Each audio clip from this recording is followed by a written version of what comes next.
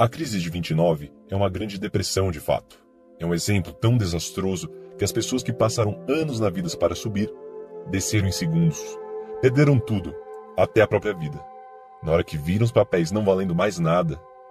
Mas, voltando um pouco no tempo, para entendermos melhor essa história, em 1921, a economia dos Estados Unidos caiu em uma depressão severa. A taxa de desemprego saltou de 5% para quase 12%. A economia encolheu espantosos 17% e os preços despencaram mais de 10%. E o que fez o governo americano à época, liderado pelo presidente Warren Harding? Por um lado, ele permitiu que os salários caíssem livremente para acompanhar a queda dos preços. Isso resultou na rápida estabilização dos custos de produção das empresas. Ao contrário do presidente de hoje, Harding nunca disse que reduções salariais seriam ruins para a economia. Por outro lado, ele cortou drasticamente os gastos do governo, uma redução impressionante de 50%. Baixou os impostos de renda para todas as classes sociais e também reduziu a dívida do governo dos Estados Unidos em 33%. Por sua vez, o FED, Banco Central dos Estados Unidos, não tomou medidas para fazer frente à crise. Quando ele baixou a taxa de juros de 6% para 5%, a depressão já tinha acabado. A liberdade de ajustes de preço e salários, em conjunto com a redução do fardo do Estado sobre a economia privada, fez com que aquela profunda depressão de 1921 estivesse já totalmente superada em 1923. A robusta recuperação da economia americana em 1923 deu início àquele período de prosperidade, que se tornou conhecido como os loucos anos 20.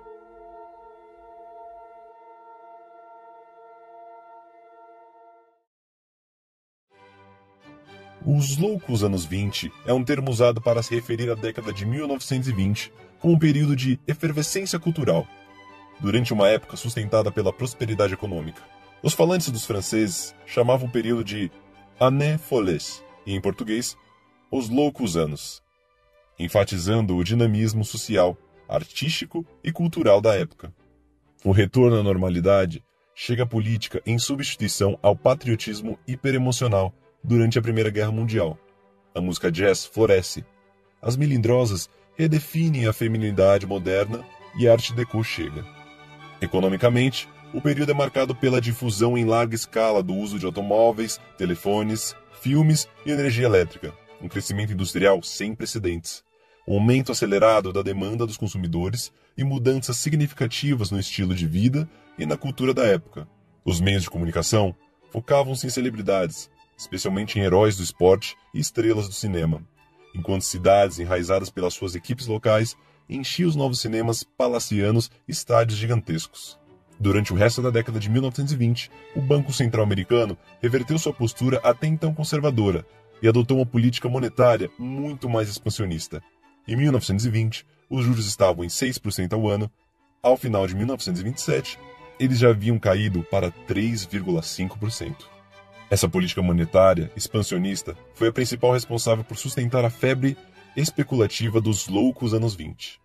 A criação de dinheiro pelo Federal Reserve permitia que os bancos concedessem de forma contínua e sem limites grandes empréstimos e baratos para especuladores, os quais utilizavam esse dinheiro barato para comprar ações e, em seguida, revendê-las a preços muito maiores.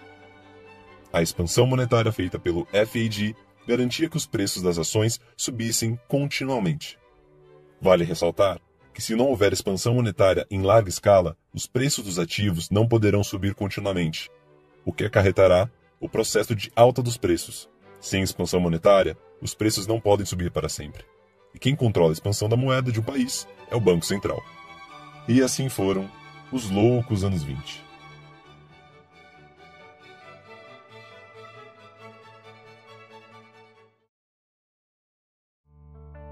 E foi só em fevereiro de 1928 que o FED teve medo da especulação.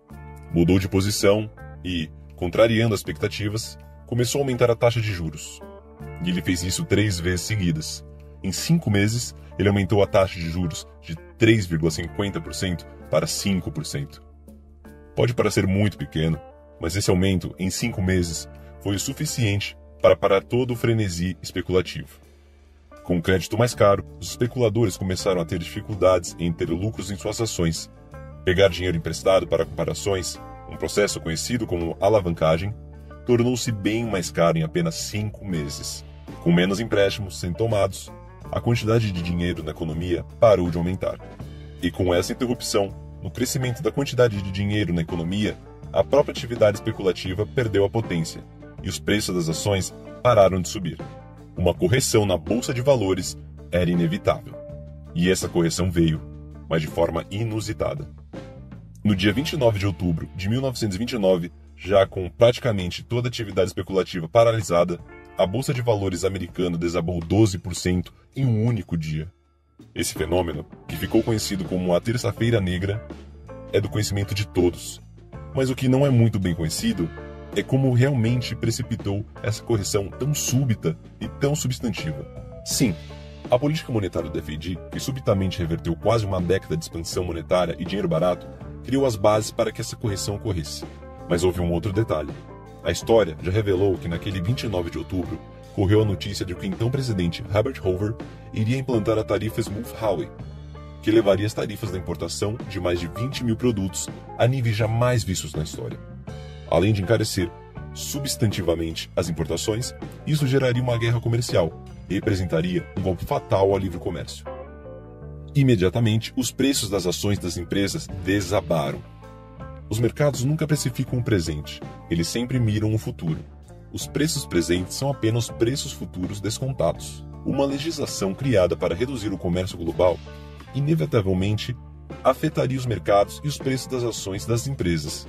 Com o comércio global muito mais restringido, os lucros das empresas exportadoras e importadoras seriam severamente afetados.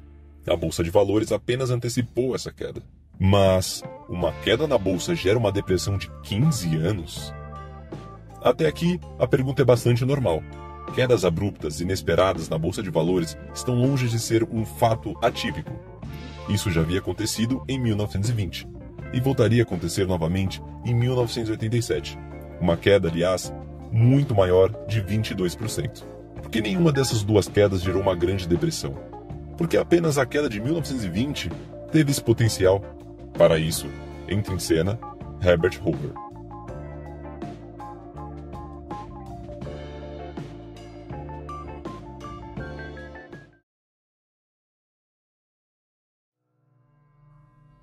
Hoover, um homem bem intencionado e instintos apurados, havia sido um bem-sucedido engenheiro de minas antes de entrar para o setor público. Por ser muito intelectual, capacitado, ele acreditava que praticamente tudo podia ser manipulado e controlado como se fosse um projeto de engenharia. Essa sua filosofia foi trazida à tona durante o crash da bolsa em 1929. Para começar, Hoover era abertamente contrário ao livre mercado.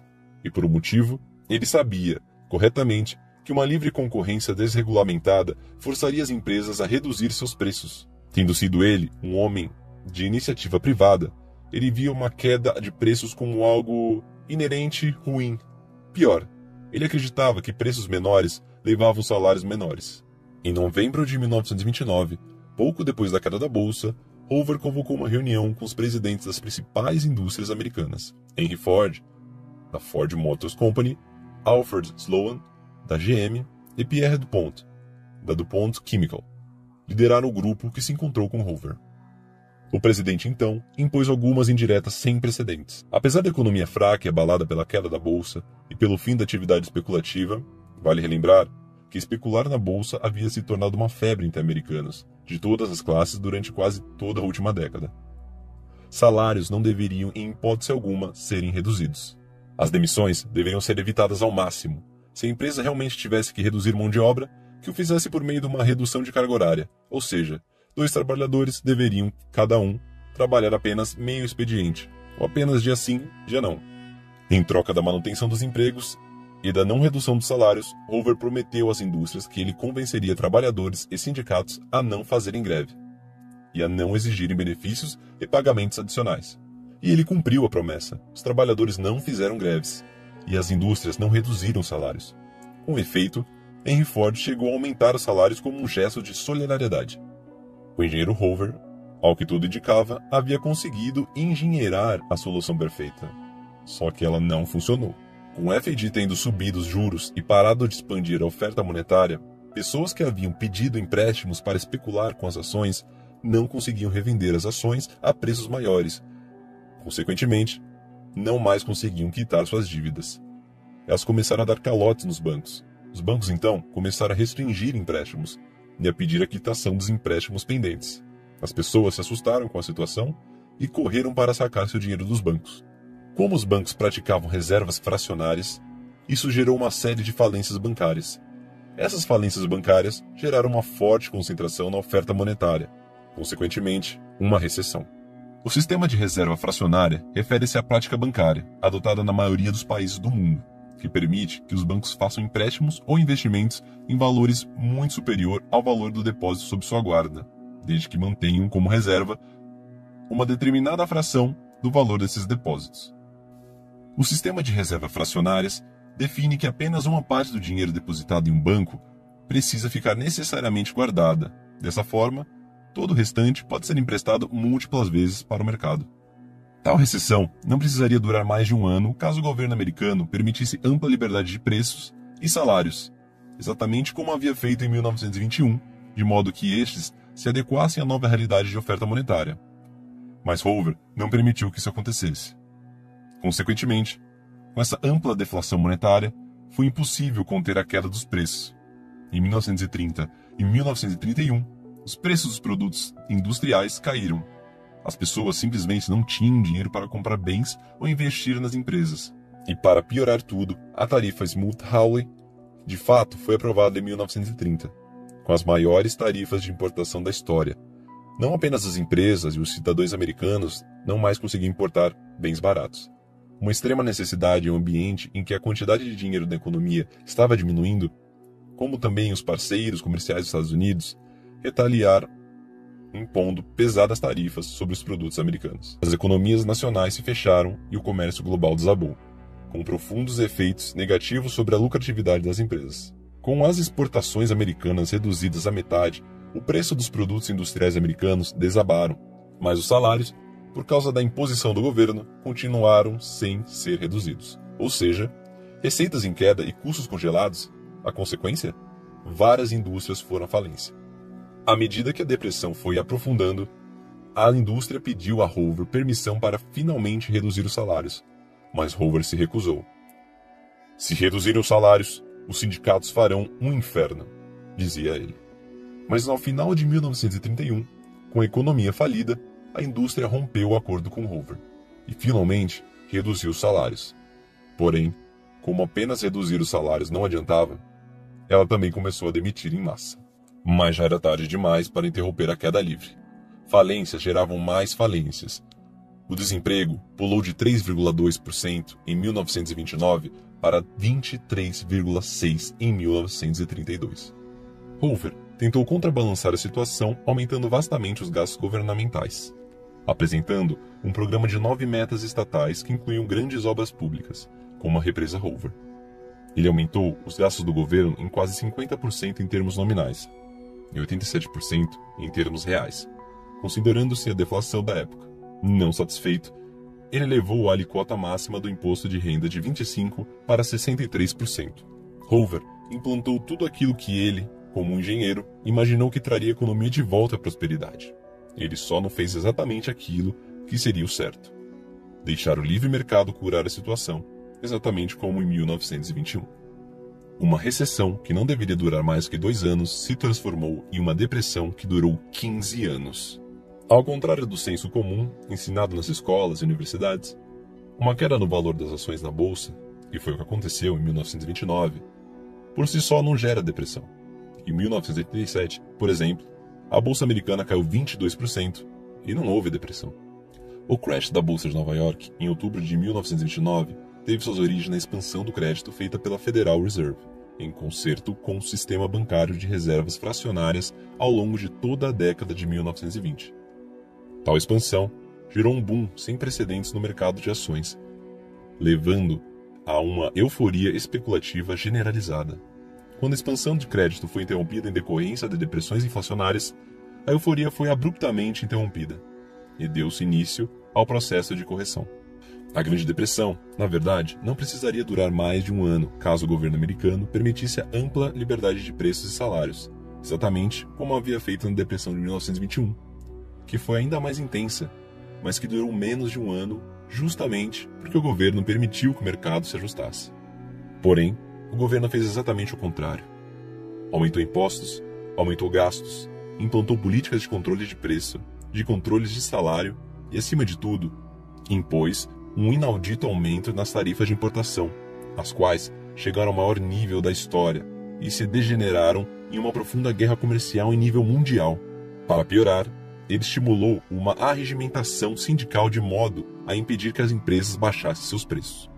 Em 1933, entrou em cena Franklin Delano Roosevelt, que simplesmente deu continuidade às políticas intervencionistas de Hoover, inacreditavelmente prolongando a depressão até 1946. Um simples crash da bolsa de valores foi amplificado pelas políticas intervencionistas e totalitárias do governo, gerando uma depressão que durou 15 anos e que foi resolvida quando o governo encolheu, em 1946.